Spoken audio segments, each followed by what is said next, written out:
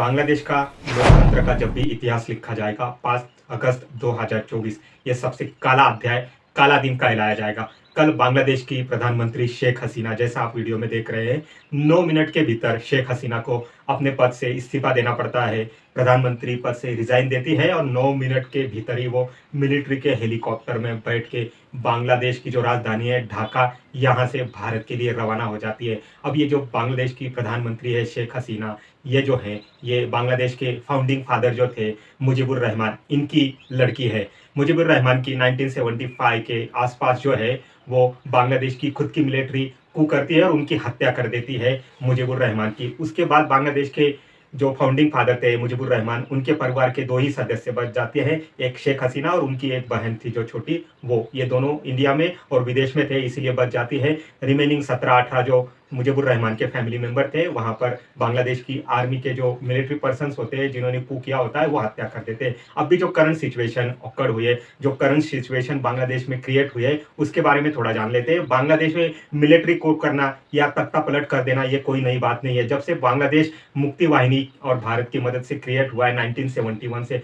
तब से हमने देखा है कि बांग्लादेश में तख्ता पलट होना, मिलिट्री कू होना और जनरलों का राज होना बांग्लादेश में, ये सिलसिलेवार तरीके से चलते रहता है। बांग्लादेश में अब भी 5 अगस्त 2024 को जो एक टाइप से स्टूडेंट लोगों का मूवमेंट था, जो कि एंटी रिजर्वेशन के नाम पर उठाई गई एक मूवमेंट थी, जहां पर 1971 में जिन पर पाकिस्तान की आर्मी की तरफ से और पाकिस्तान की जिहादियों की तरफ से अत्याचार किए गए थे, जिनको एक टाइप से हम कह सकते हैं जिनकी ह्यूमन राइट्स से लेके जिन पर अत्याचार किए गए थे, उनको लेके बांग्लादेश की पीएम ने और बांग्लादेश के सरकार ने रिजर्वेशन डिक्लेयर किया था 15 से 20% का उनके कॉन्स्टिट्यूशन में। इसको लेकर स्टूडेंट खासा नाराज थे। वो चाहते थे कि ये जो रिजर्वेशन है इसको कम किया जाए और ओपन लोगों को टैलेंट के सोर्स पर उनको जॉब या वैकेंसी अवेलेबल हो। उसी को लेके बांग्लादेश में पिछले 2-3 महीने से बहुत ही ज्यादा विरोध प्रदर्शन हो रहे थे, जिसमें लगभग 300 से ज्यादा स्टूडेंट्स लोगों की जान चली जाती है। बहुत ही ज्यादा वायलेंस हमको बांग्लादेश में दिखाई देता है। कल सिचुएशन ये तक आ गई थी कि स्टूडेंट ने एक पुलिस थाने को घेर लिया और वहां पर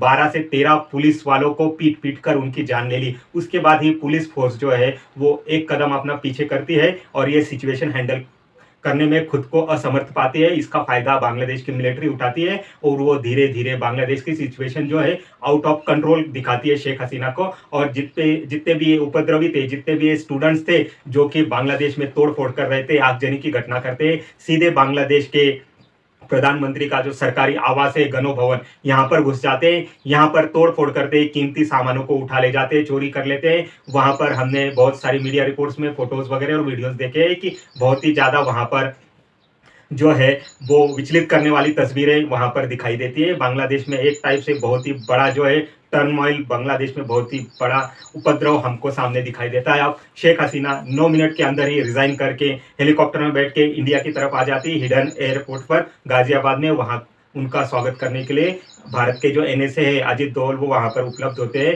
अजित डोवल से वो डिस्कशन करते हैं कि बांग्लादेश में क्या सिचुएशन करंटली चालू है। यहाँ पर प्रधानमंत्री नरेंद्र मोदी कैबिनेट मीटिंग के साथ मीटिंग लेते हैं। बांग्लादेश की जो करंट सिचुएशन है उसके ऊपर डिस्कशन किया जाता है। मीटिंग में इंडिया के जितने भी इंटेलिजेंस ब्यूरो और आर्मी चीफ, होम मिनिस्टर, रक्षा मंत्री, साथ ही साथ विदेश मंत्री, सब इस मीटिंग को चेयर करते हैं, सब इस मीटिंग में अवेलेबल होते हैं। जहाँ पर प्रधानमंत्री जो करंट सिचुएशन बांग्लादेश में आई है, उभरी है इंडिया के लिए चैलेंज, उसके ऊपर डिस्कशन करते हैं। आपको पता रहे कि बांग्लादेश की सबसे ज्यादा बॉर्डर जो है वो इंडिया से लगती है, जहां पर सिक्योरिटी बीएसएफ के अंडर है। बीएसएफ को हाई अलर्ट पर रखा गया है क्योंकि बहुत ही ज्यादा इंडिया में घुसपैठ हो सकती है। घुसपैठ के साथ साथ इंडिया में टेररिस्ट लोग जो है, जो उग्रवादी है, वो भी आ सकते हैं। अब बांग्लादेश में जो है बीएनपी और जमात इस्लामी और रजाकार, इनका जो है एक एंगल जो होता है, एक ट्रायंगल बनता हुआ हमको दिखाई दे रहा है। और बांग्लादेश में जो है एक टाइप से रेसिज्म, कट्टरतावाद हमको बढ़ता हुआ दिखाई दे रहा है। बांग्लादेश में अब जो हिंदू अल्पसंख्यक है उनके मंदिरों पर उनके घर को तोड़ना, जलाना,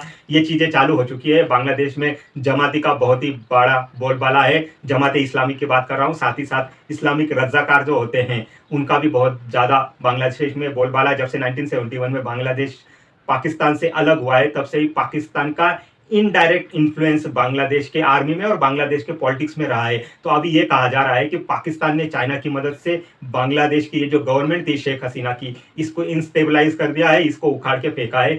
अमेरिका और वेस्टर्न वर्ल्ड का भी इसमें एक ढुलमुल रवैया हमको दिखाई देता है, क्योंकि शेख हसीना ने 1-2 महीने पहले ही कहा था कि कोई foreign country, western country Bangladesh में एक उनका बेस बनाना चाहती है, जिसको बांग्लादेश की जो प्रधानमंत्री है वो अलाउ नहीं कर रही है। हमने देखा है कि western world, America Sheikh Hasina के ऊपर खासा दबाव बनाने की कोशिश कर रहे थे कि बांग्लादेश में एक अच्छा लोकतंत्र आ सके, साथ ही साथ बांग्लादेश में वेस्टर्न वर्ल्ड को या अमेरिका को एक बेस मिल जाए, ताकि वो वहां से म्यांमार को और चाइना को काउंटर कर सके। अब ये जो current situation Bay of Bengal में जनरेट हुई है, क्रिएट हुई है, जहां पर शेख हसीना ने रिजाइन देके बांग्लादेश छोड़ चुका है और वो शायद इंडिया के बाद इंग्लैंड में जा सकती है पॉलिटिकल असाइलम लेने के लिए, या फिनलैंड में जा सकती है पॉलिटिकल असाइलम लेने के लिए। अब इंडिया के लिए ये बहुत ही बड़ा सिक्योरिटी थ्रेट उभरते हुए दिखाई देता है। अगर आप बराबरी से देखते हैं तो साउथ एशिया के मैप में आपको दिखाई देता है कि इंडिया के आजू बाजू के जितने भी कंट्रीज हैं वहां पर पॉलिटिकल इंस्टेबिलिटी आपको दिखाई देती है। अफगानिस्तान में तालिबान आ चुका है। तालिबान को आपको पता ही है अंतरराष्ट्रीय मान्यता नहीं है, और तालिबान जो है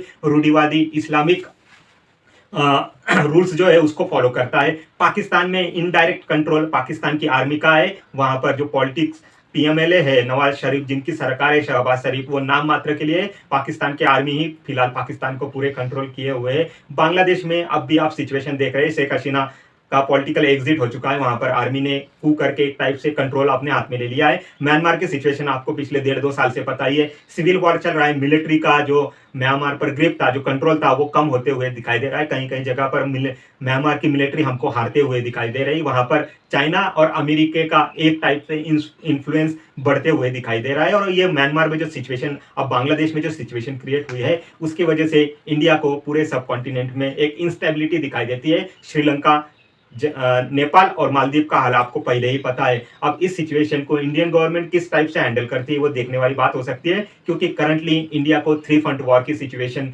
में उलझना पड़ सकता है। क्योंकि पाकिस्तान वाली जो बॉर्डर है पंजाब से लेके जम्मू कश्मीर तक, यहाँ पर एक इंसर्जेंसी, एक टेररिस्ट एक्टिविटीज हमको बहुत ही ज्यादा पाकिस्तान की तरफ से 2-3 महीने से दिखाई दे रहे हैं। लद्दाख वाला रीजन जो है और अरुणाचल प्रदेश वाला जो रीजन है, वहां पर चाइना के द्वारा एग्रेशन इंडिया को दिखाई दे रहा है। वहां पर चाइना जो है इंडिया की जमीन पर कब्जा करना चाह रहा है। ये तो 2 फ्रंट वॉर इंडिया पहले ही जूझ रहा था इस सिचुएशन से। अब ये जो बांग्लादेश में पाकिस्तान का और चाइना का इन्फ्लुएंस बढ़ा है, इसके वजह से इंडिया को थर्ड फ्रंट वॉर या फ्रंट सिचुएशन को हैंडल करना पड़ रहा है। साथ ही साथ आने वाले समय में म्यांमार का क्या होता है, म्यांमार में सिचुएशन इंप्रूव होती है और ज्यादा खराब होती है। उसकी वजह से इंडिया को फिर से एक और चौथे फ्रंट पर भी अपने जो सिक्योरिटी फोर्सेस है उनको ज्यादा डिप्लॉय करना पड़ना सकता है, क्योंकि इंडिया के आजू बाजू जो सिचुएशन चल रही है वो बहुत ही ज्यादा खराब है।